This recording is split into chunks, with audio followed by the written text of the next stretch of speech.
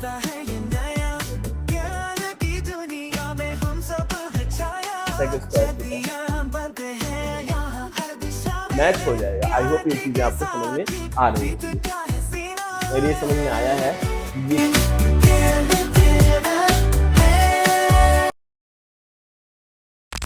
तो बच्चों welcome back to the channel. I know video बहुत ज्यादा लेट है, बीच में कुछ technical issues and health issues के चक्कर में मैंने वीडियोस नहीं डाल रखे थे, बट अब वीडियोस रेगुलर आएंगे। एंड मैं आज चैप्टर 4 स्टार्ट कर रहा हूँ। मैंने 2 और 3 चैप्टर बीच में छोड़ रखा है क्योंकि बच्चों की डिमांड थी, सर स्कूल में हमारा 4th चैप्टर चल रहा है, हमारा जो स्कूल के एग्जाम होने वाले हैं उसमें 4th चैप्टर आ रहा है, सर आप 4th चैप्टर पढ़ाते रहिए। तो ये 4th चैप्टर चलता रहेगा और मैं बीच में वीकेंड पे वो वीडियोस को कंटिन्यू करूंगा, बीच बीच में लेक्चर डालता रहूंगा। तो उन सब का ज्यादा रिलेशन इससे है नहीं, तो आप लोग क्या करिए, इसको डायरेक्ट ही पढ़ना शुरू कर दीजिए। मैं एक से बेसिक चीज जो भी होगी वो सबका सब समझाऊंगा इसमें। तो चलिए अपना प्यारे से टॉपिक को स्टार्ट करते हैं। छोटा सा टॉपिक है मूविंग चार्जेस एंड मैग्नेटिज्म। ठीक है, बहुत ही बढ़िया टॉपिक है। क्लास आपने थोड़ा बहुत इंट्रोडक्शन क्लास 10th में इसका पढ़ रखा होगा। Magnetic effect of electric current, वही सेम चीज है, मतलब सेम चीज नहीं है, उससे लेवल अप हो गया है। तो चलिए शुरू करते हैं अपने इस वीडियो को बिना किसी बकवास के। तो आज के टॉपिक के जो हमारे हीरो है वो हमारे ऑस्टिटसन है। ठीक है, इन्हीं की वजह से हमारा मैग्नेटिक फील्ड आई थी इस दुनिया में। तो इनकी थोड़ी सी कहानी सुन लेते हैं। ये कहानी कहीं एग्जाम में नहीं आती है, बट हम इनको रिस्पेक्ट देने के लिए और हमारे हिस्ट्री को याद रखने के लिए इस कहानी को जरूर सुनेंगे। और मैं हर लेक्चर को शुरू करने से पहले ये कहानी जरूर बताता हूँ क्योंकि इनका बहुत बड़ा कॉन्ट्रीब्यूशन था हमारे magnetic field of electric current को खोजने में। तो इनकी कहानी सुनते ही ये क्या कर रहे थे, क्लास में थे, ये डेमोन्स्ट्रेशन कर रहे थे इलेक्ट्रिक करंट पे। ठीक है, अपने क्लास में अपने स्टूडेंट्स के सामने डेमोन्स्ट्रेट कर रहे थे इलेक्ट्रिक करंट को। बट उन्होंने क्या देखा, जब इलेक्ट्रिक करंट का डेमोन्स्ट्रेशन कर रहे थे तो उनके ये मान लो एक सर्किट था उस टाइम पे, इसमें बल्ब कुछ भी लगा रहा होगा, उतनी स्टोरी मुझे भी नहीं पता है। ये बल्ब लगा था, इससे करंट फ्लो हो रहा था इस सर्किट से। तो इन्होंने क्या देखा, सर ने देखा कि और आसपास कहीं वो रखा हुआ था, कंपास रखा हुआ था, मैग्नेटिक कंपास जो डायरेक्शन बताता है। जब इन्होंने करंट अब सर्किट को ऑन किया, इसको बैटरी से कनेक्ट किया, इसमें करंट फ्लो होना शुरू हुआ। जब करंट फ्लो होना शुरू हुआ तो ये जो कंपास रखा हुआ था इसकी जो नीडल थी वो डाइवर्ट होना शुरू हो गई, घूमना शुरू हो गई इधर से उधर। और फिर जब उन्होंने करंट का डायरेक्शन बदला, मान लो पहली बार में जो डाइवर्ट हुई थी नीडल इस तरफ हुई थी, दूसरी बार जो डाइवर्ट हुई नीडल, जब करंट का डायरेक्शन चेंज किया तो नीडल का डायरेक्शन भी चेंज हो गया। अब ऑस्टेड सोचने पड़ेगा कि ऐसा क्या हुआ। ऐसा तो बस खाली एक ही कंडीशन में पॉसिबल है, जब इस कंपास के आसपास कोई मैग्नेट ला के रख दो, ऐसा तभी पॉसिबल है, अदरवाइज तो ऐसा कुछ पॉसिबल है ही नहीं।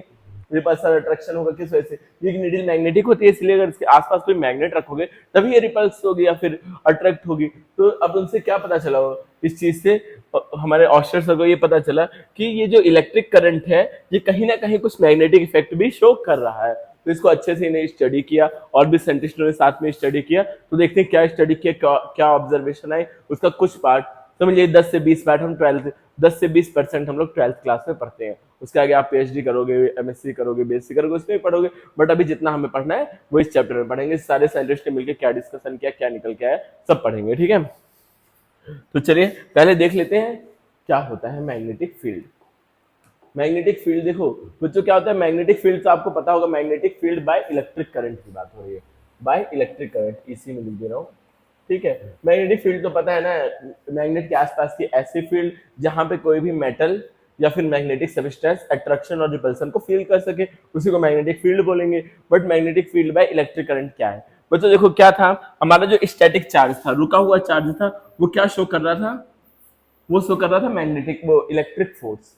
ठीक है, इलेक्ट्रिक स्टैटिक फोर्स शो कर रहा था। बट ये जो चार्ज जब मूव करने लगता है किसी भी वेलोसिटी से, तो वो क्या शो करने लगता है, इलेक्ट्रिक फोर्स तो शो करता है, ये उसी के साथ हमारा magnetic effect of electric current भी शो करना शुरू कर देता है। मैग्नेटिज्म भी इसके अंदर आ जाता है। कोई चार्ज रुका हुआ है तो अट्रैक्शन और रिपल्सन तो शो करेगा ही करेगा, मतलब इलेक्ट्रोस्टैटिक फोर्स तो शो करेगा लेकिन मैग्नेटिक फोर्स नहीं शो करेगा। लेकिन अगर इसी करंट को कोई वेलोसिटी के साथ मूव करा जाए, इसको मोशन में लाया जाए, तो ये साथ साथ में मैग्नेटिक इफेक्ट भी शो करेगा। वेरी फर्स्ट लेक्चर था उसमें मैंने बताया था 3 चीजें, इलेक्ट्रोमैग्नेटिक वेव्स बताया था, magnetic effect of electric current और इलेक्ट्रोस्टैटिक फोर्स, 3 चीज बताया था। तो 2 चीजें हमने इलेक्ट्रोस्टैटिक्स में फर्स्ट एंड सेकंड चैप्टर में पढ़ी, अभी 4th चैप्टर में हम मैग्नेटिक के बारे में पढ़ेंगे, इलेक्ट्रोमैग्नेटिज्म के बारे में। ठीक है बच्चों, तो मूविंग चार्ज क्या क्या शो करता है, एक तो इलेक्ट्रिक करंट एंड दूसरा magnetic effect of electric current, electromagnetism. अच्छा मैं थोड़ा सा बात बताऊं, अगर किसका यूज कहाँ होता है, आपने इलेक्ट्रोमैग्नेट्स देखे होंगे बड़े बड़े, ठीक है, जैसे आप किसी गार्बेज में से मैग्नेटिक सब्सटेंस को कलेक्ट करना है तो क्या करेंगे, इलेक्ट्रोमैग्नेट बड़ा सा लगा देंगे। ठीक है, एप्लीकेशन बता रहा हूँ इस लॉ, ये जो magnetic effect of electric current, तो आपने बड़ा सा मैग्नेट लगा दिया, उस गार्बेज से कचरा निकाल लिया, ठीक है, मेटेलिक सब्सटेंस आपके निकल के आ गए, लेकिन अब उसको एक एक को अगर आप छुड़ाने जाओगे तो कितना टाइम लग जाएगा, और कुछ कुछ तो बहुत, अब बड़ा सा मैग्नेट लोगे तो बहुत स्ट्रांग होगा वो मैग्नेट। बट अब electro effect of magnetic current से क्या कर सकते हैं, आपने करंट फ्लो कराया किसी कॉइल में, वो बन गया मैग्नेट, आपने उसको निकाला, फिर करंट फ्लो कराना बंद कर दे तो मैग्नेटिक प्रॉपर्टीज की चली गई, फिर वो जो गार्बेज होगा वो आपका नीचे गिर जाएगा। थोड़ा इमेजिन करो इस बात को, समझ में आया होगा आई होप। तो चलो देखते हैं क्या है। A stationary charge create and interact with the electric field. अगर कोई भी स्टैटिक चार्ज है, चल नहीं रहा है, स्टेशनरी चार्ज है, तो वो इलेक्ट्रिक फील्ड को जनरेट करता है, लेकिन मूविंग चार्ज क्या करता है, मैग्नेटिक फील्ड को जनरेट करता है, जो मैंने बोला अभी। तो मैग्नेटिक फील्ड की जो एसआई यूनिट होती है वो न्यूटन एम्पियर मीटर या फिर टेस्ला या फिर weber metre, weber per metre square होती है। ठीक है, वेबर के बारे में हम लोग पढ़ेंगे आगे के चैप्टर्स में, अभी आपको बस ये याद रखना है कि एसआई यूनिट्स है क्या है, न्यूटन एम्पियर मीटर, टेस्ला और weber metre square, weber per metre square, ये ऊपर है। ठीक है, ये तीन हमारी यूनिट्स है। यूजुअली हम लोग यूज क्या करेंगे, टेस्ला। ठीक है, टेस्ला सबसे इजी है बोलने में, और टेस्ला ही हम बार बार यूज करेंगे।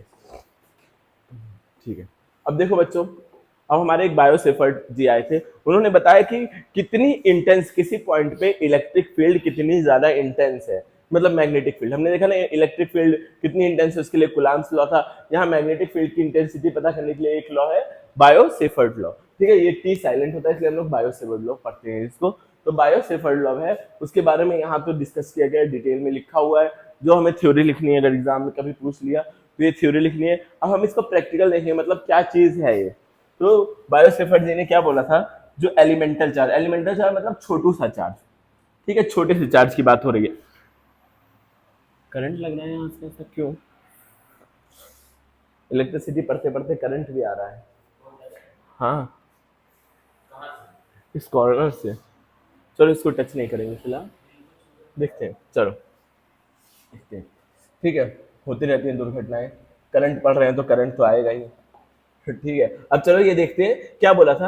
अब हमारे जो बायोसेफर्ट जी ने बोला था, कहा था किसी एलिमेंटल चार्ज के थ्रू, एलिमेंटल मतलब छोटू सा चार्ज, किसी छोटू से चार्ज के थ्रू जो मैग्नेटिक फील्ड होगी उसका फॉर्मूला यहाँ पे दिया था बायोसेफर्ट जी ने। जैसे मान लो, लेट सपोज कि ये हमारा कोई वायर है, यहीं पे मैं बना दे रहा हूँ, ये हमारा कोई वायर है। ठीक है, टेढ़ा मेढ़ा सीधा इधर कुछ भी हो, कैसे बनाओ, यूजुअली बुक वगैरह में ये टेढ़ा बना होता है, इसलिए मैं इसको टेढ़ा सा बना रहा हूँ। ये वायर है, अब इसके थ्रू किसी पी पॉइंट पे मुझे मैग्नेटिक फील्ड चाहिए, इसके थ्रू किसी पी पॉइंट पे मुझे मैग्नेटिक फील्ड चाहिए बच्चों। और ये पी पॉइंट मान लो, ये यहाँ पे हम छोटू सा एलिमेंटल चार्ज लेंगे, ये छोटा सा डिस्टेंस है, इस छोटे से डिस्टेंस से, और इस वायर पे क्या है, पूरे पे आई करंट है। ठीक है बच्चों, वायर पे क्या है, आई करंट है, वायर पे आई करंट फ्लो हो रही है, तो हम इससे छोटा सा डिस्टेंस ले लेंगे डीएल, छोटा सा डिस्टेंस ले लेंगे डीएल, इसके थ्रू देखेंगे मैग्नेटिक फील्ड पी पॉइंट पे, इस पी पॉइंट पे मैग्नेटिक फील्ड देख लेंगे, और ये मान लो जो डिस्टेंस है वो आर डिस्टेंस है। ठीक है, आर ए बी सी कुछ भी हो सकता है, मैं यहाँ आर बता रहा हूँ तो कोई टीचर ए बताएगा, कोई टीचर बी बताएगा, वेरिएबल्स कभी भी टीचर्स के सेम हो नहीं सकते हैं। ठीक है, तो बच्चों इस बात का ध्यान देना, मैं इस डिस्टेंस को आर बोलता हूँ। ठीक है, अब ये आर डिस्टेंस पे है, पी पॉइंट से आर डिस्टेंस पे हमें मैग्नेटिक फील्ड निकालनी है, किसकी वजह से, इस छोटू से एलिमेंटल चार्ज की वजह से। ठीक है, तो क्या देखेंगे, देखो इलेक्ट्रिक करंट कौन सी क्वांटिटी होती है, स्केलर या फिर वेक्टर। ठीक है, बताइए आप लोग, स्केलर होती है वेक्टर, कमेंट में लिखिएगा। ना ही इलेक्ट्रिक करंट स्केलर क्वांटिटी होती है, ना ही वेक्टर क्वांटिटी होती है। कौन सी होती है, टेंसर क्वांटिटी होती है। क्यों होती है, क्योंकि ये वेक्टर एडिशन लॉ को फॉलो नहीं करती है। तो हम करंट का तो डायरेक्शन प्रॉपर्ली बता नहीं सकते, तो क्या करेंगे, ये जो हमारा डीएल छोटा सा ये लेंथ है, इसी का जो डायरेक्शन होगा, मतलब करंट का डायरेक्शन ऊपर की तरफ है, तो ये डीएल का भी डायरेक्शन हम कहाँ मानेंगे, अपवर्ड डायरेक्शन में मानेंगे। ये जो छोटू सा पार्ट है, इसको थोड़ा मैं जूम करके यहाँ बना रहा हूँ, छोटू सा पार्ट, इसको थोड़ा सा मैं ये वाला जो पार्ट है, अब इसको मैं फिलहाल मिटा दूंगा क्योंकि बड़ा गंदा हो जाएगा फिगर अगर मैं ऐसा रखूंगा। ये पार्ट पे यहाँ जूम इसका इमेज है, जूम इमेज यहाँ मैं बना रहा हूँ, ऐसे है, ऐसे है। तो यहाँ ये करंट का डायरेक्शन है, यही हम मानेंगे लेंथ का भी। ये डीएल क्या है, वेक्टर फॉर्म में, डीएल वेक्टर है, ये लेंथ है। ठीक है, लेकिन वेक्टर में है तो ये ऊपर की तरफ डायरेक्शन अपवर्ड डायरेक्शन में मानेंगे। ठीक है, और ये आर है, इन दोनों के बीच का जो एंगल है उसको हम मानेंगे थीटा। ठीक है बच्चों, ये जो बीच का एंगल है उसको क्या मानते हैं हम लोग, थीटा मानते हैं। आई होप क्लियर हो रहा होगा आप लोगों को, ये बीच का एंगल थीटा हो जाएगा। तो हमारा जो फॉर्मूला बन के आया है वो क्या है, डीबी जो छोटू सी मैग्नेटिक फील्ड बाय दिस छोटू सा चार्ज, जो छोटू सा लेंथ के थ्रू छोटी सी मैग्नेटिक फील्ड क्या होगी, म्यू नॉट, यहाँ ये क्या लिखा गया, ऐसे मिटा देते हैं, म्यू नॉट जो आई करंट इसमें फ्लो हो रहा है, यहाँ कैपिटल आई है, हम स्मॉल आई ही लिखेंगे, mu not I upon 4 pi, और उसके बाद D L vector cross R cap दिया, या आर वेक्टर भी कई जगह दे दिया होता है, और आर क्यूब, यहाँ पे देखिए थोड़ी सी मिस्टेक है, आर स्क्वायर दे दिया बट क्या होता है, आर क्यूब होता है। ठीक है, आर क्यूब होता है। क्लियर है बच्चों, आई होप समझ में आ रहा होगा ये चीज क्या है, ये एक्सपेरिमेंटल ऑब्जर्वेशन है, तो इस चीज को प्रूव करना नेक्स्ट टू इम्पॉसिबल है, मतलब पॉसिबल है, ये बनाए तो प्रूव कर सकते हैं, बट ये एक्सपेरिमेंटल ऑब्जर्वेशन है, तो एक्सपेरिमेंटल ऑब्जर्वेशन को यूजुअली हम लोग डेराइव नहीं करते हैं। ठीक है, तो ये ऑब्जर्वेशन है, और बुक में आपके दिया होगा ये field is directly proportional to current वरेंट है, सब चीज दी होंगी, तो वही चीज हम यहाँ लिख दे रहा हूँ, डायरेक्ट ऑब्जर्वेशन लिख दे रहा हूँ, ये समझ जाओगे। और ये जो म्यू नॉट, ये जो दे रखा म्यू नॉट, तो ब्लैक कलर कहाँ से आ गया, ये मेरे प्यारे बच्चों, ये जो दे रखा है म्यू नॉट 4 पाई, इसकी जो वैल्यू होती है बच्चों वो होती है 10⁻⁻⁷। इसकी यूनिट क्या होती है वो आप लोग बताओगे अभी थोड़ी देर में, या हम लोग निकाल लेंगे, वेक्टर क्या बोलते हैं, हमने यूनिट एनालिसिस पढ़ रखा है तो हम निकाल लेंगे। तो क्या है बच्चों, ये इसकी वैल्यू होती है, जैसे आपने पढ़ा होगा इलेक्ट्रिक उसमें 4 पाई एप्सिलॉन नॉट की वैल्यू पढ़ रखा है ना, 1/4 पाई एप्सिलॉन नॉट की, उसी तरह म्यू नॉट 4 पाई की भी वैल्यू होती है, और वहां पे एप्सिलॉन नॉट क्या था, परमिटिविटी था, और यहाँ पे क्या है, परमिएबिलिटी है, मतलब दोनों का एक है, बस खाली नाम बदल गए।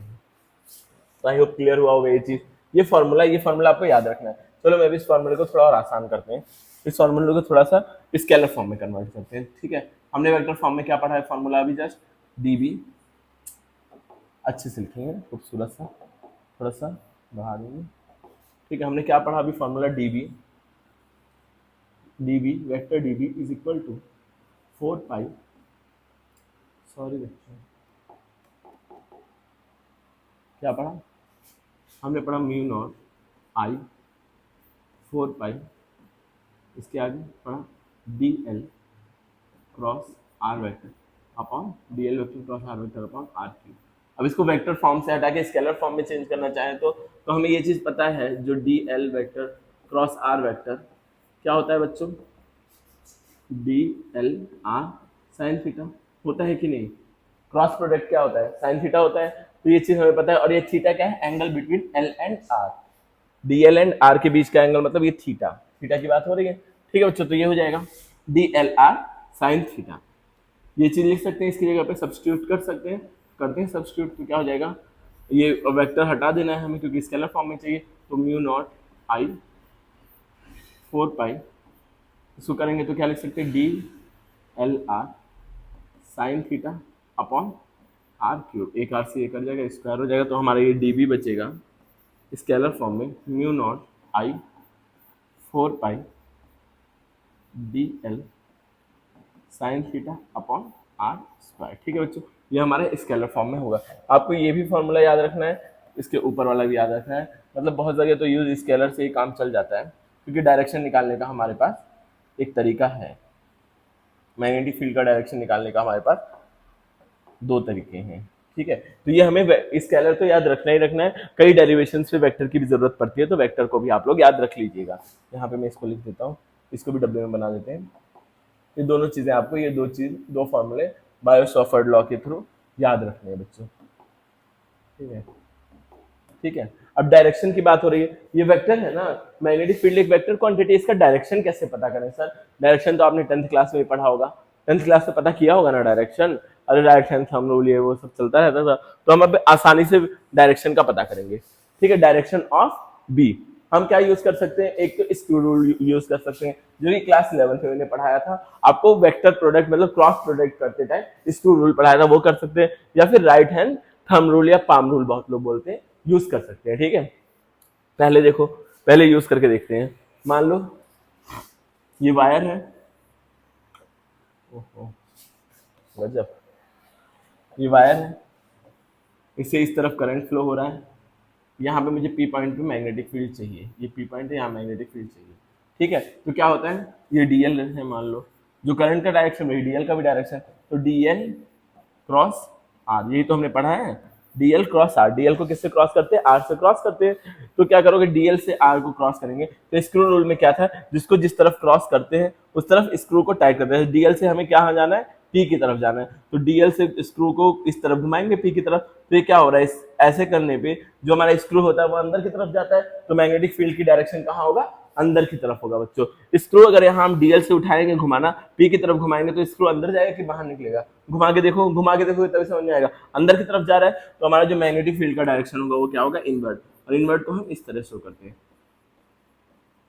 इनवर्ट को हम इसी तरह डिनोट करते हैं। ठीक है, क्यों डिनोट करते हैं, क्योंकि जब आपकी तरफ कोई एरो आ रही होती है आपकी तरफ, आउटवर्ड मतलब बोर्ड से बाहर निकल रही होगी, तो उसका आपको पॉइंटेड पार्ट दिखेगा, और जब बोर्ड के अंदर जाएगी तो उसका आपको बैक वाला पार्ट दिखेगा, बैक को हम लोग क्रॉस से डिनोट करते हैं। तो ये कहाँ जा रही है, इनवर्ट जा रही है, अंदर की तरफ जा रही है, तो इसको क्रॉस से डिनोट करेंगे। तो बच्चों डायरेक्शन निकालना है। अब बहुत लोग ये बताते हैं right hand thumb rule, right hand अपना लो, उसको करंट के डायरेक्शन में रखो, राइट हैंड को, ये जो थंब है उसको करंट के डायरेक्शन में, और देखो इस पी पॉइंट पे हमारे फिंगर कर्ल होते वक्त कहाँ अंदर जा रही है, तो करंट का डायरेक्शन इनवर्ट। अब मैं यहाँ पे एक और पॉइंट बना दूं, क्यू पॉइंट, यहाँ पे एक मैं क्यू पॉइंट ले आऊं, तो क्यू पॉइंट पे कहाँ जाएगी मैग्नेटिक फील्ड। अभी स्क्रू रूल अगर आप लगाओ यहाँ से भी आर डिस्टेंस पे, अगर स्क्रू रूल लगाओ तो यहाँ डीएल से आर की तरफ स्क्रू खुलेगा, तो मैग्नेटिक फील्ड क्या हो जाएगी, आउटवर्ड, आउटवर्ड हो जाएगी। और या फिर आप राइट हैंड थंब रूल लगाओ, तो थंब डायरेक्शन में करंट के, और मैग्नेटिक फील्ड कहाँ देखो, क्यू की, क्यू पे जब मैं आ रहा हूँ हाथ, तो बाहर की तरफ मेरी फिंगर्स आ रही है, तो आउटवर्ड। आई होप क्लियर हो गया होगा डायरेक्शन। डायरेक्शन के लिए तो इतनी चीजें काफी है बच्चों। चलो थोड़ी प्रैक्टिस कर लेते हैं, नहीं क्लियर हो तो बताओ, प्रैक्टिस कर लेंगे, हमारे पास बहुत ऑप्शन है। ये जो एरो दिया मतलब ये करंट का डायरेक्शन है, आई, ये भी आई है, करो प्रैक्टिस आराम से, उंगली घुमाते रहो।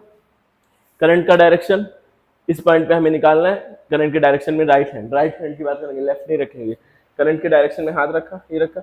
अब देखो पी पे आके उंगलियां बाहर की तरफ आ जा रही है, ये क्या हो जाएगा, आउटवर्ड। आउटवर्ड को कैसे डिनोट करते हैं, कैसे डिनोट करते हैं, बोलो बच्चों, बोलो, पॉइंट के थ्रू, आउटवर्ड को पॉइंट के थ्रू। अब यहाँ देखो राइट हैंड वापस से लगाओ इस तरफ, और ये इस पॉइंट पे आके मेरी उंगलियां कहाँ अंदर चली जा रही हैं, तो ये क्या हो जाएगा, इनवर्ट। और इनवर्ट को डिनोट करने के लिए हमारा क्रॉस साइन काफी है, ये लिखना नहीं होगा इनवर्ट, अगर आपने ऐसे डिनोट कर दिया तो इसका मतलब हो ही गया इनवर्ट। क्लियर है बच्चों, ठीक है।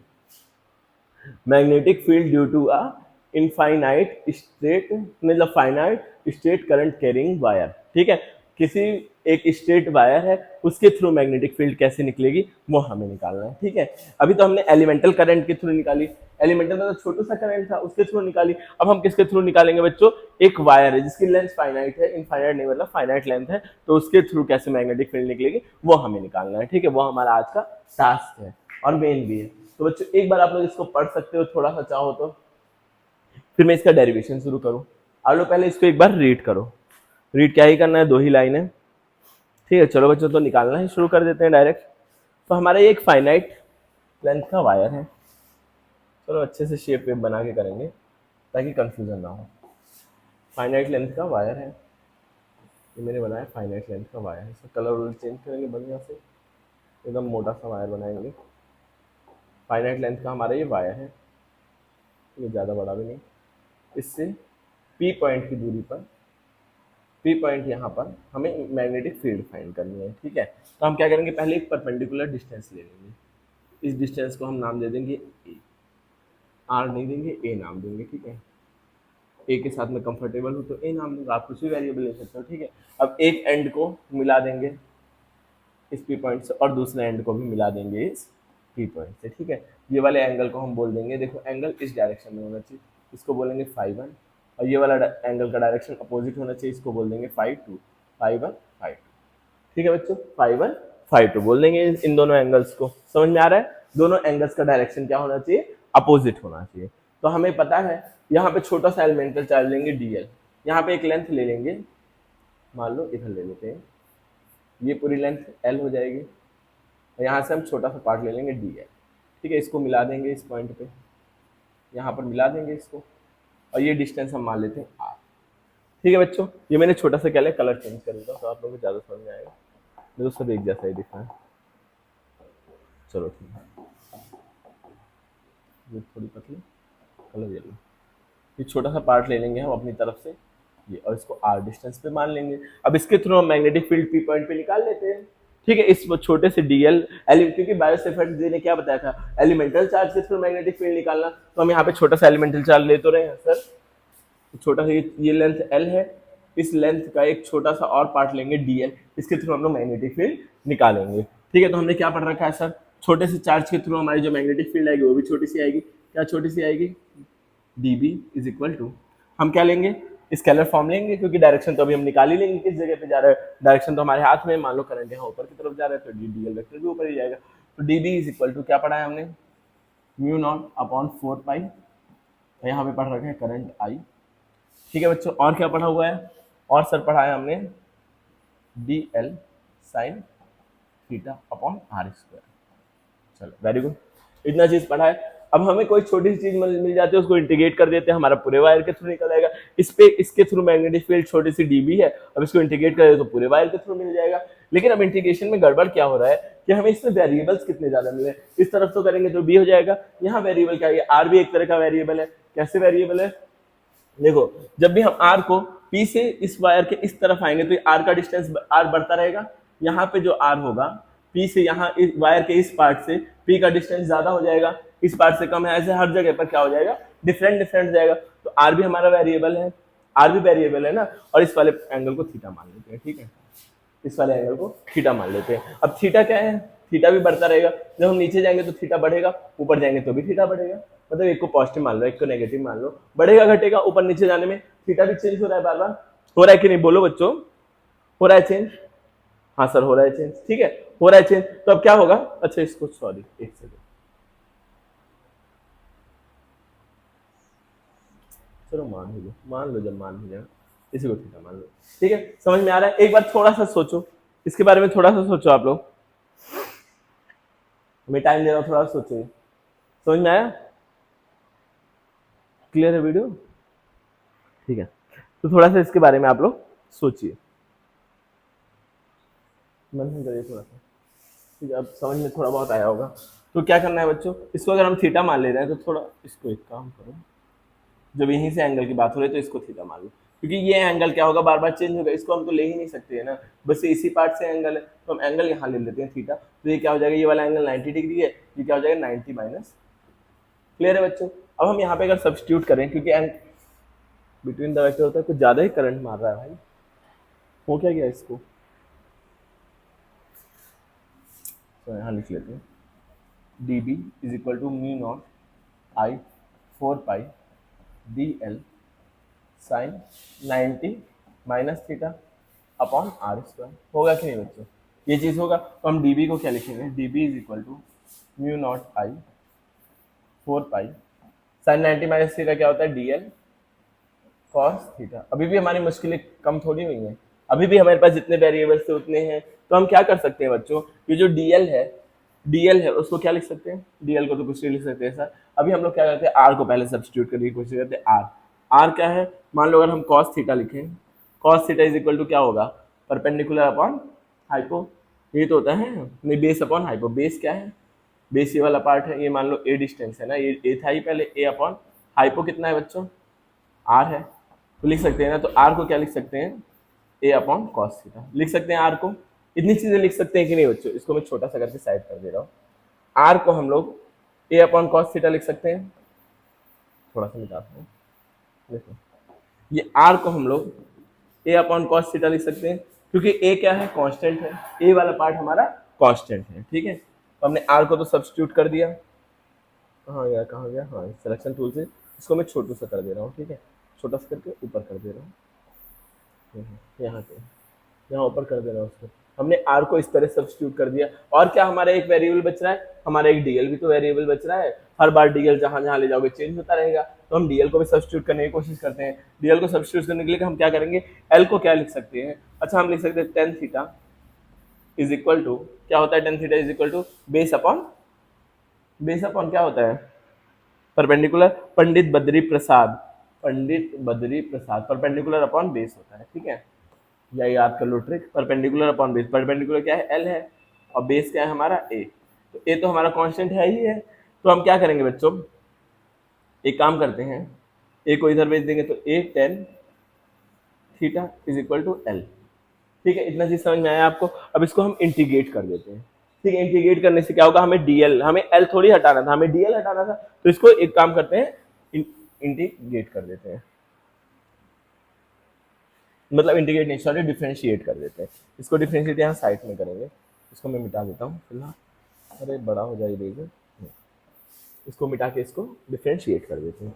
अगर बोथ साइड को डिफरेंशिएट करेंगे with respect to theta, differentiate, अपने अगले पेज में मुझे जाना पड़ेगा क्योंकि बहुत मैसी सा हो जा रहा है, इसको थोड़ा छोटा करते हैं, थोड़ा साइड में करते हैं, ठीक है, ये पूरा सेलेक्टेड है, जितना पार्ट नहीं चाहिए था उसको यहाँ, ठीक है, ज़्यादा जितना रफ वाला पोर्शन है उसको हम लोग इधर कर रहे हैं। इसको भी थोड़ा ऊपर जाओ तुम भी भाई, अरे तुम भी थोड़ा ऊपर जाओ, यहाँ पे, ठीक है। अब हम क्या करेंगे, differentiate, differentiate both side with respect to theta, theta के रिस्पेक्ट में किया तो क्या हो जाएगा, ए तो कांस्टेंट हो जाएगा थीटा के रिस्पेक्ट में जब करेंगे, और टेन थीटा का क्या होता है डिफरेंशिएशन, सेक स्क्वायर थीटा, और डीएल एल का करेंगे तो क्या हो जाएगा, डीएल अपॉन डी थीटा, यही तो होगा बच्चों, डीएल अपॉन डी थीटा होगा। तो हम डीएल को क्या लिख सकते हैं, A D theta sec square theta is equal to DL. तो डीएल की जगह हम ये चीज़ सब्स्टिट्यूट कर सकते हैं, डीएल की जगह पे बच्चों ये चीज़ सब्स्टिट्यूट कर सकते हैं, और हम आर की जगह पर ये चीज़ सब्स्टिट्यूट कर सकते हैं। हमारा थोड़ा मामला हल्का हो जाएगा क्योंकि ए क्या हो जाएगा, कांस्टेंट मिल जाएगा हमें। तो यहाँ पे पुट करके देखते हैं क्या रिजल्ट मिल रहा है। तो d B is equal to mu not I 4 pi. अब डीएल की जगह पर क्या रखना है, डीएल की जगह पर रखना है ए डी थीटा, या डी थीटा को लास्ट में लिख देंगे, बड़ा अजीब लगेगा यहाँ बीच में डी थीटा, क्या लिखेंगे, डीएल की जगह पर a sec square theta d theta, गड़बड़ हो जा रहा है, सेक स्क्वायर थीटा,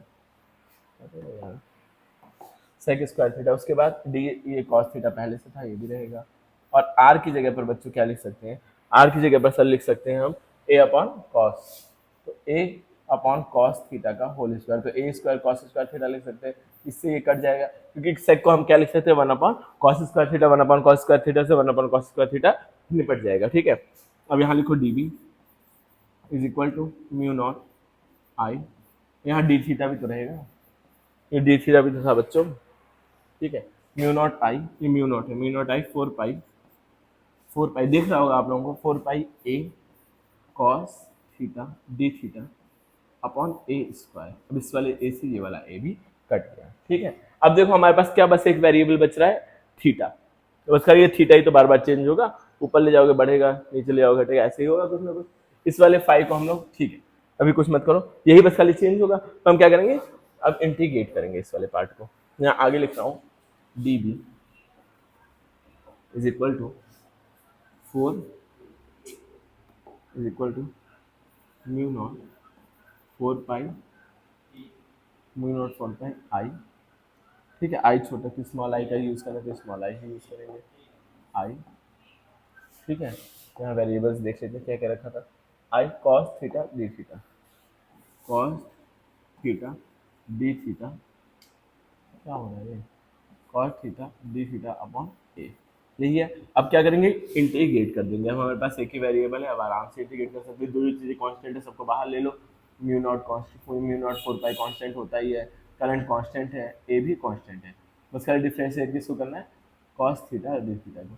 अब बताओ ये कॉस थीटा कहाँ से कहाँ तक होगा, मैक्सिमम एंगल कितना बन सकता है, θ1 बन सकता है, और मिनिमम θ2 बन सकता है, होगा ना, समझ में आ रहा होगा ये चीज़। तो आप क्या लिखोगे, θ2 से θ1, ठीक है, किसी को पॉजिटिव लो किसी को नेगेटिव लो, बात अलग है। यहाँ कहाँ से θ1 मैक्सिमम बन सकता है ना, सॉरी बच्चों, θ1 हमारे अपर लिमिट रहेगी, मैक्सिमम एंगल कितना बन सकता है, θ1, सही तो है, θ1 से θ2। अब इसको इंटीग्रेट करो, डी बी का इंटीग्रेशन बी हो जाएगा mu naught mu naught 4 pi आई ए। अब इसको रखेंगे, जब रखना शुरू करेंगे तो ये क्या हो जाएगा, कॉस का इंटीग्रेशन क्या होता है, साइन होता है, sine theta, theta two five two से फाइव, ठीक है। एक को पॉजिटिव ले लो, एक को नेगेटिव ले लो, एंगल एक ऊपर है एक नीचे है ना, ये ऊपर जा रहा है, इसको पॉजिटिव ले लो, नीचे आ रहा है उसको नेगेटिव ले लो, एक को पॉजिटिव ले लो, एक को हाँ चला गया, एक को नेगेटिव ले लो, तो ये नीचे वाले को हम नेगेटिव ले लेते हैं, नेगेटिव ले लेते हैं, ठीक है। तो b is equal to mu not 4 pi I upon a. अब यहाँ पे रखेंगे तो क्या होता है, अपर लिमिट रखते हैं साइन 5 1 माइनस साइन माइनस 5 2, ठीक है। 5 2 माइनस में रहेगा क्योंकि माइनस में ये वाला पार्ट रहेगा, फिर ऐसे कर्ली ब्रैकेट यहाँ लगा देता हूँ, ब्रैकेट ही ब्रैकेट फंस गया यहाँ तो, ठीक है। अब ध्यान देना यहाँ, अब ध्यान देने वाली बात है। अब देखो आगे बस थोड़ा सा कैलकुलेशन, साइन माइनस थीटा कितना होता है, माइनस साइन थीटा हो जाता है, तो हम क्या लिख देंगे, mu not 4 pi i by a, यहाँ पे लिखेंगे साइन 5 1 माइनस साइन, मतलब प्लस हो जाएगा, माइनस माइनस प्लस 5 2, ठीक है बच्चों, समझ में आया होगा। अब ये ऑब्जर्वेशन आपको याद रखनी है, किस चीज़ का फॉर्मूला है, magnetic field due to a finite straight finite wire, ठीक है, magnetic field due to a straight finite wire. तो इसको जल्दी से आप लोग नोट कर लीजिए, वीडियो को पॉज करके मैं साइड में हट जा रहा हूँ, मैं भी साइड हट जा रहा हूँ, ठीक है बच्चों, जल्दी जल्दी से इसको नोट डाउन कर लीजिए अपने कॉपी में, ठीक है। मैं थोड़ा बैक करके पीछे हट जा रहा हूँ, थोड़ा सा आप लोग जल्दी से नोट करिए इसको, जल्दी से वीडियो को पॉज करके नोट करना शुरू करिए, नोट कर लीजिए, आई होप नोट हो चुका होगा। हम नेक्स्ट पेज पलट देते हैं, नेक्स्ट पेज पलट देते हैं, इसको भी नोट कर लीजिए, जल्दी जल्दी थोड़ा हाथ बढ़ाएंगे, जल्दी जल्दी हाथ बढ़ाएंगे। चलो फिर आगे बढ़ते हैं, कुछ क्वेश्चंस करते हैं इससे रिलेटेड, ठीक है बच्चों। ये क्वेश्चन दिया हुआ है, इसे 5 1 5 2 की वैल्यू दे रखी है, और आपको वो दे रखा है करंट 2 एम्पियर दे रखा है, और ये डिस्टेंस भी दी होनी चाहिए, ये डिस्टेंस नहीं दी है क्या, एक बार मैं बुक से देख लूँ, जहाँ पे बुक में मैंने क्वेश्चन लिया है उस बुक पे एक बार देख लूँ, वेट अ सेकेंड, ये डिस्टेंस 10 मीटर दी हुई है, ठीक है, क्वेश्चन पूरा टाइप नहीं हो पाया था, ये डिस्टेंस जो है वो 10 मीटर है, ये जो पी पॉइंट की डिस्टेंस है, देखो ये डिस्टेंस जो होती है वो परपेंडिकुलर होती है, यहाँ पे देखो लिखा हुआ है ये चीज़, थीटा 1 एक को ऊपर लेना है, देखो R is perpendicular distance, R क्या है, परपेंडिकुलर डिस्टेंस, और theta 1 and theta 1 measured in opposite direction, जो एंगल मेजर होंगे वो अपोजिट डायरेक्शन में होंगे। अभी जैसे जैसे क्वेश्चन करते जाओगे वैसे वैसे यूज टू होते जाओगे इस रूल के। तो ये डिस्टेंस है 10 मीटर, यहाँ से यहाँ के डिस्टेंस, चलो देखते हैं कैसे होगा इस सॉल्व। हमें क्या क्या पता है, पहले जो जो पता होता है वो लिख लेते हैं। आई इज इक्वल टू 2 है, आर ने ए इज इक्वल टू 10 मीटर है, 5 1 हमारा क्या है 45 है, और 5 2 हमारा क्या है 30 है। बस सब फॉर्मूले में रख दो वैल्यू। फॉर्मूला क्या पढ़ा है, क्या पढ़ रखा है, म्यू नॉट अपॉन 4 पाई आई, उसके बाद साइन 5 1 प्लस साइन 5 2 अपॉन यही पढ़ा है, यहीं पे वैल्यू सारी पुट करो। म्यू नॉट 4 पाई की वैल्यू क्या होती है 10⁻⁻⁷। आई करंट कितना है 2 है, और साइन 5 1 कितना है 45 है, sine 45 plus sine 30 degree upon a, distance कितना है परपेंडिकुलर वो है 10 मीटर। ये 10 को ऊपर ऊपर चला जाएगा तो 10 पे पावर 8 हो जाएगी, ये 10 पे पावर -8 हो जाएगा, ये -8 इंटू 2। साइन 45 की वैल्यू क्या होती है 1/√2, साइन 30 की वैल्यू 1/2, ठीक है। अब कैलकुलेशन कर लेना, ज़्यादा लंबा मैं कैलकुलेशन नहीं करूँगा, आंसर किस में आएगा टेस्ला में आएगा, ठीक है। अब मैं इसको कैलकुलेशन करने बैठूंगा तो बहुत टाइम वेस्ट हो जाएगा आपका, वैसे ही बहुत हो जाएगा वेस्ट, ठीक है। तो चलो समझ में आया होगा, समझ में आया कि नहीं। मुझे आई की वैल्यू दी थी, डिस्टेंस दिया था, एंगल दिए थे दोनों, बस डायरेक्ट फॉर्मूले पर रखना है। फॉर्मूला वापस से थोड़ी बनाने बैठोगे, फॉर्मूला आपको मिल गया है डेरिवेशन के थ्रू, ये फॉर्मूला यूज करके डायरेक्ट आपको आंसर निकालना है, ठीक है। अभी नहीं संतुष्ट हुए तो इसको देख लेते हैं, एक और क्वेश्चन। ये एक स्क्वायर है जिसका लेंथ क्या है एल है, इसका लेंथ एल है, इसमें भी अधूरा क्वेश्चन है। इसकी जो लेंथ है, अच्छा यहाँ दे रखी है लेंथ डी दे रखी है, पता नहीं क्या दी है दिख नहीं रहा है, तो एल मान लेते हैं। इसकी लेंथ एल है, आपको पी पॉइंट पे मैग्नेटिक फील्ड निकालनी है। तो यहाँ पे 4 वायर है, स्क्वायर मतलब 4 वायर है, चारों वायर के थ्रू मैग्नेटिक फील्ड निकाल दो। पहले इस वाले वायर के थ्रू मान लो B1 आ रही है, इस वायर के थ्रू B2 आ रही है, इस वायर के थ्रू B3 आ रही है, इस वायर के थ्रू B4 आ रही है। ठीक है, सबको जोड़ दो तो बी नेट क्या होगा, बी नेट क्या होगा, B1 plus B2 plus B3 plus B4। देख लो सबका डायरेक्शन सेम है तभी प्लस होगा। इसके through magnetic field wire B2 के through magnetic field outward, B3 के थ्रू आउटवर्ड, B4 के थ्रू आउटवर्ड, नीचे करंट फ्लो हो रहा है, B4 के थ्रू आउटवर्ड, B1 के थ्रू भी आउटवर्ड। तो सारे के सारे जुड़ जाएंगे क्योंकि वेक्टर क्वांटिटी तभी जुड़ते हैं जब डायरेक्शन सेम होते हैं।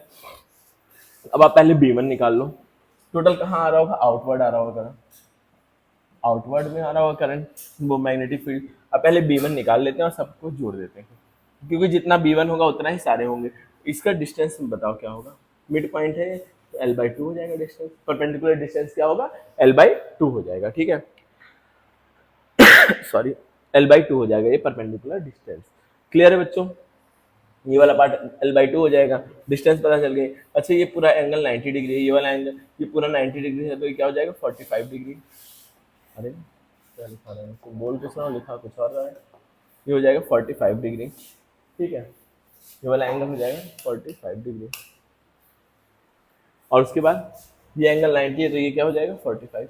अच्छा इसकी तो हमें ज़रूरत ही नहीं है, इस एंगल की ज़रूरत है ही किसे, चलो देख लेते हैं। हाँ 45 डिग्री ये भी हो जाएगा, ये 45 हो जाएगा, ये भी 45 हो जाएगा। तो मतलब आपको ये यही एंगल तो होता है 5 1 5 2। अरे इसको अगर ऐसे बनाओ, यहाँ P पॉइंट है तो ऐसे ही तो बनेगा। और ये वाला एंगल क्या होगा 5 1 एक होगा, एक 5 2 होगा। समझ में आ रहा है, एक एंगल 5 1 होगा, एक एंगल 5 2 होगा। तो B1 की वैल्यू आप निकालो, B1 की वैल्यू क्या निकलेगी, क्या हम म्यू नॉट 4 पाई, करंट कितना आ रहा है, I करंट आ रहा है I। उसके बाद 5 1 5 2 मतलब sin 45 plus sin 45 upon A मतलब डिस्टेंस L/2।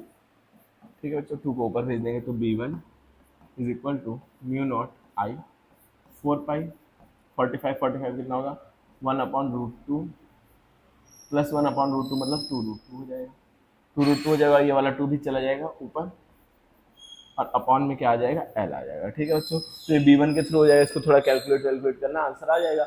अब इसका जब आप इसको कैलकुलेट कर लोगे तो यही सेम फील्ड B1 के थ्रू होगी, B2 के भी थ्रू होगी, B3 के भी थ्रू होगी। तो इसको अगर आप B नेट निकालना चाहो तो क्या करोगे, B1 को 4 से मल्टीप्लाई कर दो क्योंकि एक के थ्रू जो है वही सबके थ्रू होगी। तो B1 को आपने 4 से मल्टीप्लाई कर दिया तो आपका आंसर मैच हो जाएगा। आई होप ये चीज़ें आपको समझ में आ रही होंगी। अगर ये समझ में आया है ये करके दिखाओ, दम है तो ये करके दिखाओ। अरे अरे अरे अरे यहाँ तो आंसर लिखा ही हुआ है, यहाँ तो आंसर लिखा हुआ है। मैं इस आंसर को हाइड कर देता हूँ फिलहाल के लिए। एडिटिंग के वक्त अगर मुझे याद रहा तो मैं एडिटिंग में हाइड कर ही दूंगा। ठीक है, आंसर को हाइड करते हैं। आप लोग क्वेश्चन को पढ़ो, फिर से आएगा आंसर, क्या ही मतलब हुआ। चलो समझदार लोग समझ गए होंगे आंसर देख करके, और जो नहीं समझे वो जल्दी जल्दी से इसको सॉल्व करने की कोशिश करें वीडियो को पॉज करके। मैं आप लोगों को टाइम देता हूँ 1 मिनट का, थोड़ा सा दिमाग लगाएंगे इसमें, थोड़ा सा बच्चों दिमाग लगाओ, सॉल्व करने की कोशिश करो क्योंकि सॉल्व करने से सीखोगे। मैं डायरेक्ट ऑब्जर्वेशन बता दूंगा, आपको याद करना पड़ेगा। इससे अच्छा सॉल्व करके थोड़ा सा दिमाग लगाओ। क्या दिमाग पहले लगा सकते हो, पहले देखोगे कि कितनी दूरी पर है। ठीक है, वायर से कितनी दूरी पर है। पहले हम छोटा सा ये जो डिस्टेंस है उसको A मान लेते हैं, उतना लंबा डिस्टेंस दिया है। वायर से ये जो डिस्टेंस है, मान लो यहाँ P पॉइंट पे हमें निकालना है तो वायर से इसकी परपेंडिकुलर डिस्टेंस देखते हैं। तो वायर से इसकी परपेंडिकुलर डिस्टेंस ये वाला होगा, ये इससे को A मान लो, पता नहीं क्या है, ये वाला डिस्टेंस जो है वो A है। वायर से परपेंडिकुलर डिस्टेंस यही तो होगा, सीधी सीधी डिस्टेंस हमने मान लिया। अब हमें एंगल निकालना होता है, इस P से इस पॉइंट से इस वाले पॉइंट का एंगल क्या होगा, 0 तो होगा क्योंकि दोनों कोलिनियर है। इस वाले पॉइंट से एंगल 0 होगा तो हमारा φ1 क्या आएगा बच्चों, 0 आएगा। और इस वाले पॉइंट से भी एंगल सब कोलिनियर ही है ना, तो φ2 भी हमारा क्या हो जाएगा, 0 हो जाएगा। यही तो एंगल देखते हैं बच्चों। सोचो तो इसको P पॉइंट से पहले क्या देखते हैं, वायर के एक एंड से दूसरे एंड तक मिलाते हैं। इस P पॉइंट को वायर के एक एंड से दूसरे एंड तक मिलाते हैं, फिर जो एंगल बनता है वही होता है। अब एक एंड से दूसरे एंड तक जब मिला रहे हैं इस केस में तो क्या बन जा रहा है, कुछ एंगल ही नहीं बन रहा है कुछ एंगल ही नहीं बन रहा है, 0 डिग्री एंगल बन रहा है। और sin 0 की वैल्यू आपको पता ही है, sin 0 की वैल्यू आपको पता है 0 होती है। तो हमारा ये पूरा का पूरा पार्ट ही 0 हो जा रहा है। तो ये पूरे magnetic field due to a wire at along the wire, अगर along the wire magnetic field देखेंगे तो कितनी होती है, 0 होती है, वही इस पिटारे में लिखा हुआ है। और ये ऑब्जर्वेशन आपको नोट करनी है अपनी कॉपी में, B along the wire is always 0, along the wire magnetic field हमेशा 0 होती है, क्यों, क्योंकि फाई 1 फाई 2 0 हो जाते हैं और साइन 0 की वैल्यू 0 होती है, तो along the wire magnetic field हमेशा 0 होती है। इस चीज को दोहराइए 10 बार मेरे साथ, ठीक है, लेक्चर के बाद दोहरा लेना आराम से। अब देखो, अब हमारे पास इनफाइनाइट वायर आ गया, तो इनफाइनाइट वायर आ गया तब क्या करेंगे सर, अभी तो हम फाइनाइट कर रहे थे, अब इनफाइनाइट आ गया तब क्या करोगे, करते हैं, डरते थोड़ी हैं, इनफाइनाइट देख के डर जाएंगे, सोचा था आपने, आपके वाइटी से पढ़ रहे हैं, डरने की कोई ज़रूरत नहीं है, हम आपकी हर समस्या का समाधान करेंगे। अगर आप एक साइंटिस्ट की तरह सोचना शुरू कर दो तो ये समस्या आप लोगों के लिए बहुत ईजी हो जाएगी।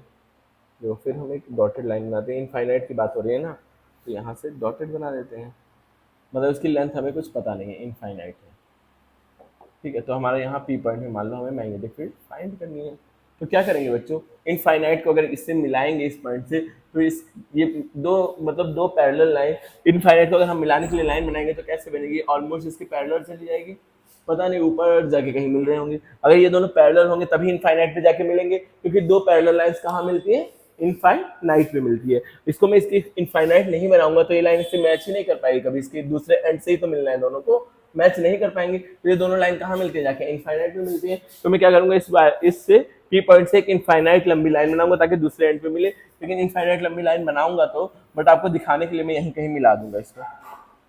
ये देखो, ये परपेंडिकुलर डिस्टेंस ए हो गया। अब जब मैं इससे परपेंडिकुलर से सीधी लाइन बनाऊंगा तो फाई 1 हमारा कितना बनेगा, यहीं पे कहीं इनफाइनाइट पे ही मिल रहे होंगे, ठीक है। इनफाइनाइट में मुझे टेढ़ा दिखाने के लिए बनाना पड़ रहा है, बट ये ऐसा टेढ़ा है नहीं, एकदम स्ट्रेट जा रहा है 90 डिग्री का एंगल बनाते हुए। तो ये जो एंगल है फाई 1 वो क्या है, 90 डिग्री है, और इधर भी जो एंगल है वो भी क्या है, 90 डिग्री है, ठीक है। टेढ़ा सा दिखा रहा है उसका मतलब ये नहीं समझ जाए कि टेढ़ा है ये देखो, ये इनफाइनाइटली लॉन्ग वायर है, ये ऊपर जा रहा है कहीं इनफाइनाइट तक, तो इसके पैरेलल जब मैं लाइन बनाऊंगा तभी वो इन दोनों के एंड आपस में मिलेंगे, इनफाइनाइट पे दोनों के एंड तभी मिलेंगे। आपने पढ़ा है ना, parallel lines meet at infinite. तो हमारा जो फाई 1 आएगा वो भी 90 डिग्री आएगा, और हमारा जो फाई 2 आएगा वो भी 90 डिग्री आएगा। आप सब्स्टिट्यूट कर दो, रख दो हर जगह। तो b is equal to 4 pi, 4 pi पहले सुनाते हैं मन में, mu naught upon 4 pi i sine 90 plus sine 90, sine 90 plus sine 90 upon बीच का परपेंडिकुलर डिस्टेंस, ठीक है। अब b is equal to mu not 4 pi i, 90 plus 90 की वैल्यू 1 होती है, 1 होती है, तो 1 प्लस 1 कितना हो जाएगा, 2 हो जाएगा अपॉन ए। अब देखो 2 से इसको कट कर सकते हैं, नहीं कट करेंगे तो हमें इस पूरे ये पूरे कांस्टेंट की वैल्यू पता है, अब इसमें जो 2 कट कर देंगे तो म्यू नॉट 2 पाई की वैल्यू निकालना टफ हो जाएगा, तो मैं इसको कट नहीं करता हूँ, मैं डायरेक्ट लिख देता हूँ। आपकी बुक में काट पीट के दिया है, बट मुझे क्योंकि वेरिएबल भी पुट करना है ना क्वेश्चन में, इसीलिए कांस्टेंट को पुट करना है, इसीलिए मैं बस ऐसे लिख देता हूँ 2i अपॉन, ये हो जाएगा हमारी magnetic field due to a infinitely long wire. खूब बड़ा सा वायर है जिसकी लेंथ आपको पता नहीं है, इनफाइनाइट है, तो उसके थ्रू मैग्नेटिक फील्ड निकालने का यही हमारे पास फॉर्मूला है। यहाँ पे 2 है बच्चों, ठीक है, 2 को मैंने काटा नहीं है, ये 2 जिंदा है अभी, ठीक है बच्चों। तो इसको जल्दी जल्दी आप लोग नोट कर लीजिए वीडियो को पॉज करके। थीटा 1 थीटा 2 इनफाइनाइट क्यों हुआ, क्योंकि जब हम पी से इसके अलग एंड को मिलाना चाहेंगे तो इससे मुझे एक इनफाइनाइट लंबी लाइन बनानी पड़ेगी, इससे भी इनफाइनाइट लंबी लाइन बनानी पड़ेगी, तभी इसका एंड से इसका एंड मिल पाएगा, ठीक है बच्चों। इतनी चीज़ें भी समझ में आई होंगी, नया सीखने को ज़रूर मिला होगा, तो इसको नोट करो, फिर आगे बढ़ेंगे। अब सेमी इनफाइनाइट वायर, अब क्या रहा है सेमी इनफाइनाइट, पहले मैं एक गिलास पानी पीऊंगा फिर आपको सेमी इनफाइनाइट बताऊंगा, क्योंकि बहुत ज़्यादा मैं थक गया हूँ। तब तो आप लोग सोचिए सेमी इनफाइनाइट वायर कैसे दिख सकता है, दिख कैसे सकता है सेमी इनफाइनाइट वायर। पानी पी के आता हूँ, 2 मिनट का समय दीजिए। कुछ लोग तो वीडियो स्किप करने लगे होंगे तुरंत जल्दी जल्दी, जिसने स्किप किया होगा मेरी बातें सुन ही नहीं पाएगा, तो क्या मैं फालतू बोल रहा हूँ।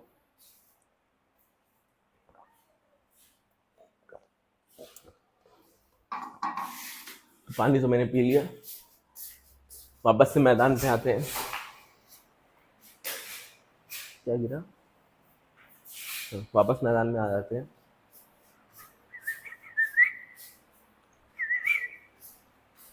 सेमी इनफाइनाइट, आधा इनफाइनाइट है आधा फाइनाइट है, ना फाइनाइट ही हो पाया ना ही इनफाइनाइट हो पाया। पेन में भूल गया था, पेन ले लूं। ना ही फाइनाइट का हुआ ना ही इनफाइनाइट का हुआ, बेचारा।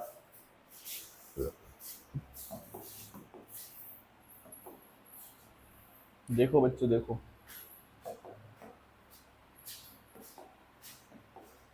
ये है वायर जो क्या है, ऊपर से इनफाइनाइट है, ठीक है। ऊपर से क्या है, अनंत है, इनफाइनाइट है। ऊपर से इसकी जो डिस्टेंस है वो इनफाइनाइट है, ठीक है बच्चों, समझ गए। ऊपर से जो डिस्टेंस है वो इनफाइनाइट है, नीचे से लेकिन फाइनाइट है। हमें इसके परपेंडिकुलर ही, ये स्पेशल केस है। अब यहाँ इनफाइनाइट है, यहाँ पे भी पूछ सकते हैं, लेकिन हम क्या करेंगे, इसके यहाँ एकदम यहीं पे इसी जगह पर हमें मैग्नेटिक फील्ड निकालनी है। ये ए डिस्टेंस पे पॉइंट पी है, ये पॉइंट पी है, यहाँ डिस्टेंस ए। स्पेशल केस है बच्चों, समझना। स्पेशल केस इसलिए लिखा है क्योंकि सेमी इनफाइनाइट के तो हम इस जगह पे भी कोई पूछ सकता है मैग्नेटिक फील्ड, इस जगह पूछ सकते हैं, कहीं पूछ सकता है, बट हम यहाँ कहेंगे नीचे वाले के बगल में पूछा, ये याद रखेंगे, ठीक है। अब ये जो हमारा φ1 एंगल बनेगा वो कहाँ बनेगा, ऊपर की तरफ ऐसे जाएगा स्ट्रेट, 90 डिग्री बनेगा समथिंग, ये 90 डिग्री बनेगा। लेकिन और ये जो φ2 हमारा एंगल बनेगा वो क्या बनेगा, 0 डिग्री बनेगा, क्योंकि यहाँ से इस वाले एंड को यहाँ से मिलाएंगे तो 0 डिग्री बनेगा। तो हमारा जो इस केस में क्या होगा, जो φ1 होगा वो 90 डिग्री हो जाएगा, और जो हमारा φ2 होगा वो क्या हो जाएगा, 0 डिग्री। अब रखेंगे वैल्यू हमारी आ जाएगी, क्या वैल्यू आएगी, b is equal to mu not 4 pi, ठीक है, I sine φ1 plus sine φ2 upon क्या है, अपॉन ए, परपेंडिकुलर डिस्टेंस। अब φ1 φ2 की तरह चीजें रख दो, mu not 4 pi i by a यहाँ रख देते हैं। अब यहाँ रखेंगे 90 रखेंगे तो साइन 90 की वैल्यू 1 होती है, और 0 रखेंगे तो 0 होती है, मतलब कोई फर्क पड़ेगा नहीं। हमारा जो मैग्नेटिक फील्ड होगी वो क्या आ जाएगी, mu naught 4 pi I upon a, यही हो जाएगा आपका। यही क्या दिक्कत है भाई, क्या तकलीफ है, क्या तकलीफ है भाई, अच्छे से काम कर लो, क्यों चाहते हो मुझसे मार खाना। देखो चलो एडजस्ट कर लो बच्चों, मैं भी एडजस्ट कर रहा हूँ, आप भी एडजस्ट कर लो। तो magnetic field due to semi infinite wire क्या होगा, mu not 4 pi I upon A, ठीक है। अपने लास्ट क्वेश्चन की तरफ बढ़ते हैं। आज के लेक्चर के लंबा लेक्चर हो गया है, 45 to 50 मिनट्स का हो ही गया होगा ऑलमोस्ट।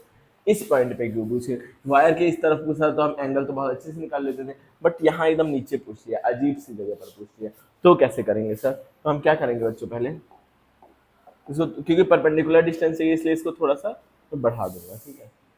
हाँ, बड़ा गंदा सा बढ़ गया, बहुत ही गंदा बढ़ गया, थोड़ा सा बढ़ा देंगे, अच्छा कर देंगे, इसको थोड़ा सा बढ़ा देंगे, इससे ऐसे मिला देंगे तो परपेंडिकुलर डिस्टेंस ये ए हो गई, ठीक है, ये ए हो गई। देखो इसको जल्दी से मैं मोटर बंद कर दूँ तब तक, नहीं तो पानी का बहुत ज़्यादा वेस्टेज हो जाएगा।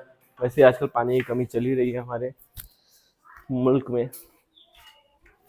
बंद करते हैं, बंद कर दिया।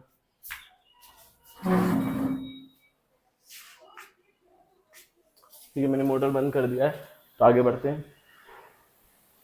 सॉरी बच्चों फॉर इनकन्वीनियंस, ठीक है। अब यहाँ से देखेंगे कौन सा एंगल, पहले यहाँ का एंगल देखेंगे, टॉप से इसको मिलाते हैं, ये एंगल बनता है एक, और एक एंगल इस वाले से मिलाएंगे तो बनेगा, समझे, समझे कि नहीं। एक एंगल ये होगा φ1 और एक एंगल यहाँ से बनेगा। देखो दोनों एंगल अपोजिट डायरेक्शन में बनने चाहिए, तो ये तो किससे बनता है, देखो ये एंगल दोनों किससे बनता है, जो परपेंडिकुलर हाइट होता है। देखो देखना यहाँ पर, ये जो एंगल हम बनाते हैं, कहाँ गया बच्चों, मिल जा भाई, ऐसे ऐसे खोजता रहूँगा पूरा दिन निकल जाएगा। एक एंगल इस तरफ मिलता है इस पॉइंट से जो ऊपर मिलाने वाली है, और एक एंगल इस तरफ मिलता है जो एंगल को मिलाने वाली लाइन है, ठीक है, एंगल को मिलाने वाली लाइन से मिलता है, बनता है। तो ये क्या है, ये बच्चों ये वाला एंगल जो है इस यहाँ पर इस वाले से मिलाने वाले से बनना चाहिए ना। अरे देखो तुम फिर से देखो, फिर से देखो, फिर से देखो, ये एंगल जो बन रहा है हमारा, ये परपेंडिकुलर डिस्टेंस प्लस जो लाइन टॉप पॉइंट को मिला रही है उससे, परपेंडिकुलर डिस्टेंस प्लस जो पॉइंट टॉप लाइन से मिला रही है उससे। तो यहाँ पर भी वही देखो, एक एंगल तो ये बन गया, टॉप से मिला रही है उसको, और ये जो अगला एंगल है वो इस पॉइंट से कहाँ बनना चाहिए, जो हमारा इसको एंगल को मिला रही है इससे, मतलब ये ऐसे एंगल बनेगा। कौन सा एंगल बनेगा? 360 माइनस ये φ1 मान लो अगर ये है, और ये क्या है φ2 है, तो ये वाला जो एंगल होगा वो क्या होगा? 360 माइनस φ2 होगा। समझे कि नहीं बच्चों? कुछ समझ में आया? कुछ समझे कि नहीं? ये एंगल मतलब अगर φ2 है ये इतना एंगल, तो ये वाला एंगल क्या होगा? माइनस 360 माइनस φ2 होगा। थोड़ा सा दिमाग पे जोर डालो, थोड़ा सा सोचो, समझ में सब आएगा। ठीक है, समझ में क्या होगा? सब आएगा। थोड़ी देर इसके बारे में सोचो। ठीक है, मैं टाइम देता हूँ कि मैथ जैसी चीज है, इसमें आप लोगों को सोचना बहुत पड़ता है। अगर आप खुद से नहीं सोचोगे, मैं समझा दूंगा, मैं तो रटा दिया, मैंने तो बता दिया जितना मुझे बताना था, आप लोग इस चीज को रट सकते हो, बट आपको क्या करना है? थोड़ा सा सोचना है इस बारे में। तो परंपरा के अनुसार थोड़ा सा आप लोग सोचिए इस बारे में। ठीक है बच्चों, सोच लीजिए इस बारे में थोड़ा सा। क्या कुछ समझ में आ रहा है? सोचने में कुछ पता चल रहा है? जाहिर सी बात है पता तो चल ही रहा होगा बच्चों, पता चल रहा होगा। तो चलो स्टार्ट करते हैं। बैटरी भी लो हो गई। सोचने में आया होगा कि ये वाला जो एंगल होता है वो जो लाइन आपके एंड पॉइंट को मिला रही है सेकंड वाले, उससे बनना चाहिए। एंगल किससे बनना चाहिए? जो सेकंड वाले एंड पॉइंट को मिला रही है उससे। ठीक है, तो चलो देखते हैं। अब पी पॉइंट का जो डिस्टेंस है उसको हम लोग डी मान लेते हैं। ठीक है, इस पी पॉइंट के डिस्टेंस को हम लोग क्या मानेंगे बच्चों? डी मानेंगे। तो अब रखो यहाँ पे वैल्यू सारी सारी, क्या होगा? बी इज इक्वल टू क्योंकि ये तो हमारा क्या है? वेरिएबल है बच्चों।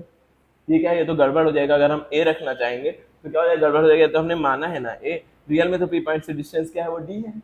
रियल में पी पॉइंट से डिस्टेंस क्या है? डी है। तो हम ए को क्या लिख सकते हैं? हम ए को लिख सकते हैं, ए को लिख सकते हैं। देखो कौन सा रिलेशन बनेगा? बेस और हाइपो वाला है तो बनेगा कॉस φ2, ये φ2 है ना angle, cos φ2 is equal to क्या होता है? बेस ए है और हाइपो कितना है? डी है। ठीक है, अब यहाँ पे नंबर्स होता तो सॉल्व करने में आसानी हो जाती। जो मेरी बुक थी उसमें नंबर्स में दिया था, बट मैंने यहाँ पे क्या ले लिया? वेरिएबल ले लिया, तो थोड़ा सा टफ हो गया। डी को इधर लिया तो क्या हो जाएगा? D cos five. ए को क्या लिख सकते हैं? D cos φ2। ए को लिख सकते हैं बच्चों डी कॉस φ2 लिख सकते हैं। क्लियर है इतनी चीजें? ए को हम सब्स्टिट्यूट कर देंगे। अब बी का हमने फॉर्मूला क्या पढ़ा है? सर बी का फॉर्मूला हमने एक ही पढ़ा है, जो कि क्या है? B is equal to mu not 4 pi A I. A की जगह पर अभी हम रख देंगे जो भी चीजें हैं।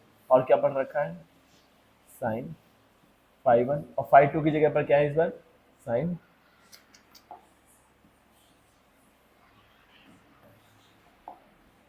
Sign 360 minus 5। यही तो है, यही है बच्चों। इतना चीज समझ में आया? और नीचे ए रहता था, ए लिख दिया। अब मैं क्या करूंगा? इसकी जगह पर म्यू नॉट लिखूंगा upon 4 pi I upon a. अब इसको साइन थीटा को साइन ऐसे ही रहने देंगे, साइन φ1 ऐसे ही रहेगा। लेकिन साइन 360 माइनस थीटा क्या होता है? साइन 360 माइनस थीटा क्या होता है बच्चों? होता है माइनस साइन 5। ठीक है, माइनस साइन 5 होगा। तो ये हमारा हो गया फॉर्मूला, इसका मिला। अब एक ही जगह पे हम क्या लिख सकते हैं? एक ही जगह पे सब्स्टिट्यूट कर दो चीजें। एक ही जगह पर भी चीजों को, क्या हो रहा है? ये नौटंकी मेरे साथ ही होती है क्या हमेशा? What the hell is going on? Sorry बच्चों। क्या लिख सकते हैं हम? बी को लिख सकते हैं। अब तो ये तो लिख ही लिया हमने। एक ही जगह पर बस हमें क्या करना है? कॉस φ2 लिखना है। तो ये जब गड़बड़ हो जाता है ना, दिमाग काम करना बंद हो जाता है मेरा। यहाँ पे एक ही जगह पर हम लिख सकते हैं, एक ही जगह पर लिख सकते हैं डी कॉस φ2 लिख सकते हैं। और यहाँ पे क्या हो जाएगा? Sine φ1 minus sine φ2। ठीक है, अब इसको हम लोग लिख लेंगे आराम से। ये हमारा हो गया फॉर्मूला। ठीक है, वैसे ये फॉर्मूला नहीं आता है लिखने को, कहीं ना ही डेराइव करने को आता है। आपको कोई क्वेश्चन आ गया इस तरह का तो आप इस तरह कर सकते हो। ठीक है, मैंने फॉर्मूला डायरेक्ट बता दिया, वैसे एक क्वेश्चन आता है। ठीक है, तो आई होप आपको ये चीज़ समझ में आएंगी। अगर आपको ये वीडियो पसंद आ रहा है तो मैं नेक्स्ट लेक्चर भी इसका लेकर के आऊँगा। वैसे तो आप लोग चैनल को लाइक कर दीजिए, मतलब वीडियो को लाइक कर दीजिए और चैनल को सब्सक्राइब कर दीजिए। मिलते हैं नेक्स्ट वीडियो में बहुत ही जल्द। अब लगातार मैं कोशिश कर रहा हूँ वीडियो आप लोगों के लिए आते रहे। तो चलिए मिलते हैं नेक्स्ट वीडियो में। Thank you for watching.